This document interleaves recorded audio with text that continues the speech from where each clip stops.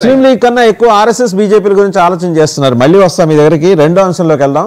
ఒకసారి షేక్ బాజీ గారి దగ్గరికి వెళ్దాం. షేక్ బాజీ గారు, మనం చూసాం అస్సాంలో 1983 నాటి ఊచకోత నెల్లి అనే ప్రాంతంలో దాదాపు 3200 నుంచి 4000 మంది బంగ్లాదేశీయుల్ని ఊచకోత కోసారు అక్కడ ఉన్న గిరిజనులు. వాళ్ళల్లో హిందువులు కూడా ఉన్నారు. బంగ్లాదేశ్ నుంచి అక్రమంగా వచ్చి అక్కడ అంటే అప్పుడు శ్రీమతి ఇందిరాగాంధీ ప్రైమ్ మినిస్టర్గా ఉన్నప్పుడు 4 మిలియన్ల మందికి లాకులెత్తి అక్కడ ఓటు హక్కు కల్పించి ఈ మొత్తం విధ్వంసానికి కావాల్సిన కొబ్బరికాయ ముందర ఆవిడ కొట్టారు. సబ్సీక్వెంట్ గవర్నమెంట్స్ అన్నీ అవి ఫాలో అవుతూ వచ్చినాయి, ఇంక్లూడింగ్ ఏ ప్రభుత్వాలు ఉన్నా కూడా. అటు వెస్ట్ బెంగాల్ చూస్తే కమ్యూనిస్టులు, ఇటు చూస్తే మరి మ్యాక్సిమం హితేశ్వర్ సైకియ సమయంలో ఇది జరిగింది, ఆయన సీఎంగా ఉన్న సమయంలో జరిగింది. ఆ ఊచకోతకు సంబంధించిన 2 నివేదికల్ని హిమంతు బిశ్వ శర్మ గారు, అస్సాం ముఖ్యమంత్రి గారు మొన్న అసెంబ్లీలో ప్రవేశపెట్టారు. ఒకటి అధికారిక నివేదిక, రెండోది అనధికారిక నివేదిక.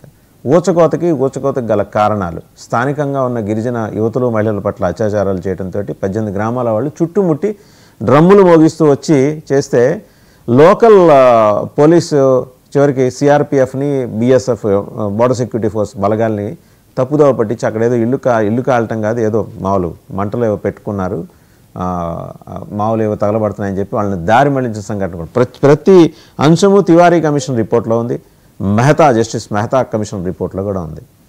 ఇంత అర్జెంటుగా ఎందుకు తీసుకొచ్చి పెట్టారని చెప్పేసి హిమంతు బిశ్వ శర్మని మీ పార్టీ కూడా అడుగుతోంది.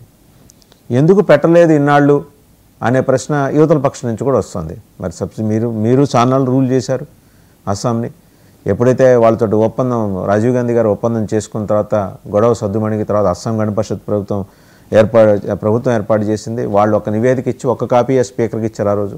ఇవాళ అన్నీ ప్రవేశపెట్టారు, ఇవాళ బయటకు వస్తున్నాయి. ఈ చొరబాటుదారుల వల్ల కలిగిన దుష్పరిణామాల గురించి ముఖ్యమంత్రి అసెంబ్లీలో చర్చ తీసుకొస్తే కాంగ్రెస్ పార్టీకి కానీ ఇతర పార్టీలకు కానీ ఎందుకండి అభ్యంతరం? నేను ఒకటే ప్రశ్న అండి. ఇప్పుడు 42 సంవత్సరాల క్రితం జరిగిన మారణకాండ అంశాలు అప్పుడు దాని గురించి ఏర్పాటు చేసిన 2 కమిషన్లు 2 విభిన్నమైన నివేదికలు ఇచ్చాయి. ఏదైతే అప్పట్లో ఈ ఎలక్షన్స్ ని వ్యతిరేకించిన అస్సాం గణ పరిషత్తు కూడా అధికారంలోకి వచ్చింది, అప్పుడు కూడా ఈ నివేదికల్ని బయట పెట్టలేదు. 42 సంవత్సరాల క్రితం వరకు జరిగిన వ్యవహారాన్ని 42 సంవత్సరాల కాలంలో బహిర్గతం చేయింది ఇప్పుడు ఎందుకు చేస్తున్నారు? కారణం ఏంటి? క్లియర్ కట్ రాబోయే ఎలక్షన్స్ మీద ప్రభావితం చేయడం. 2026లో బెంగాల్ ఎలక్షన్స్ ని క్లియర్ కట్ గా ఏకపక్షంగా క్లీన్ స్వీప్ చేసుకోవాలన్న కుట్ర దాగి ఉంది. దీంట్లో అనుమానమే ఉందండి. ఇవాళ అవసరం ఏంటి? అప్పుడున్న సమాధులు తవ్వుకోవాల్సిన అవసరం ఇవాళ లేదు కదా. పెట్టేవాళ్ళు ఎప్పుడో పెట్టాలి. చాలా ప్రభుత్వాలు మారినాయి, మా ప్రభుత్వం మారింది ఉంది. అట్లా అప్పట్లో రాష్ట్రపతి పరిపాలన హయాంలో జరిగింది. ఏదైతే అప్పటి ఆ ఉద్యమాల్లో పాల్గొన్న అస్సాం గణ పరిషత్ పార్టీ అధికారాన్ని చేజిక్కించుకుంది, అధికారంలో ఉంది.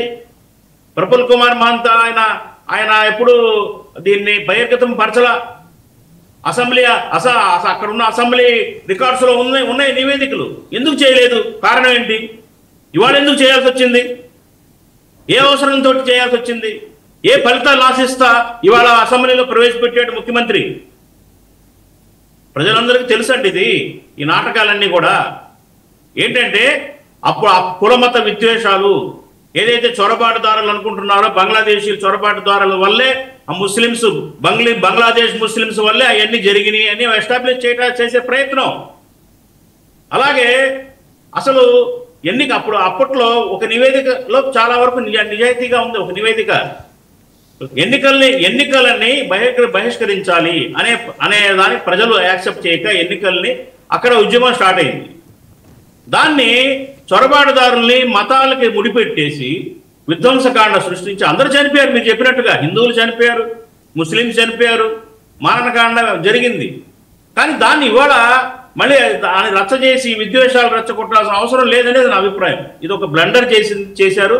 కావాలని ఉద్దేశపూర్వకంగా స్వార్థాలంతో రాబోయే ఎలక్షన్స్ ని దృష్టిలో పెట్టుకుని మాత్రమే దీన్ని రచ్చ చేయాలని ప్రయత్నం జరిగిందని 4 మిలియన్ల మందికి గేట్లు ఎత్తి రోడ్డు ద్వారాలు తెరిచి లోపలికి తీసుకొచ్చి ఓటు హక్కు కల్పించడం బ్లండర్ కాదు.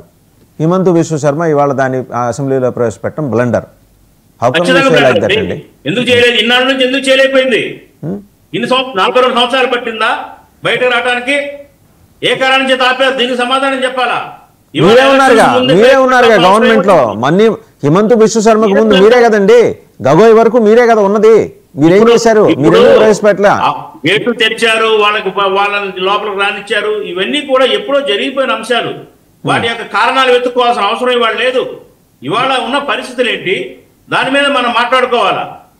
ఇవాళ ఎప్పుడు 42 సంవత్సరాల క్రితం జరిగిన మారణకాండ గురించిన నివేదికల్ని బయటపరిచిన దేశంలో అనేకం జరిగినాయి. 40 సంవత్సరాల క్రితం, 50 సంవత్సరాల క్రితం అనేక మారణకాండలు జరిగినాయి గుజరాత్ లో, అక్కడ అవి కూడా పెట్టండి. మరి అదే కదా, మీరు తరచూ గోద్రా గురించి మాట్లాడతారు కదా. అది కాదండి, ఈ రోజు వరకు మీరు గోద్రా గురించి మాట్లాడుతున్నారు, ఇవాళ వాళ్ళు దాని గురించి మాట్లాడుతున్నారు. వాడు సాంగ్ అయినట్టు మీరు మాట్లాడింది కరెక్ట్ అయితే వాళ్ళు మాట్లాడేది కరెక్టే, వాళ్ళు మాట్లాడేది తప్పైతే మీరు మాట్లాడింది తప్పే. ఇవాళ మన చర్చల్లో భాగం ఏంటంటే 42 సంవత్సరాల క్రితం జరిగిన ఇష్యూ. ఆ ఇష్యూ సంబంధించిన నివేదికలు బయటకు ఎప్పుడు ఇచ్చారంటే 87s లో, 80s లో, 90s లో వచ్చిన నివేదికలు. వాటిని ఎందుకు ఇవాళ పెట్టాల్సి వచ్చిందని సమాధానం చెప్పండి. అది నేను అడుగుతున్న ప్రశ్న. సో సమాధానం చెప్తే మీరు కన్విన్స్ అయిపోతారు. మాట్లాడుకుంటున్నాం కాదు, సమాధానం చెప్తే మీరు కన్విన్స్ అవుతారు. పెట్టింది బయట అసెంబ్లీలో ఏ పర్పస్ ఆశించి పెట్టింది? ఏ సంవత్సరం 2 సంవత్సరాల క్రితం ఎందుకు పెట్టలేకపోయారు? 10 సంవత్సరాల క్రితం ఎందుకు పెట్టలేకపోయారు? అస్సాం గణ పరిషత్ అధికారం ఉన్నప్పుడు ఎందుకు పెట్టలేకపోయారు? ఆ తర్వాత అధికారంలో ఉన్న మీరు ఎందుకు ప్రవేశపెట్టలేకపోయారు సార్? మీరున్నారు కదా. అస్సాంని మాక్సిమం పరిపాలించింది మీరే.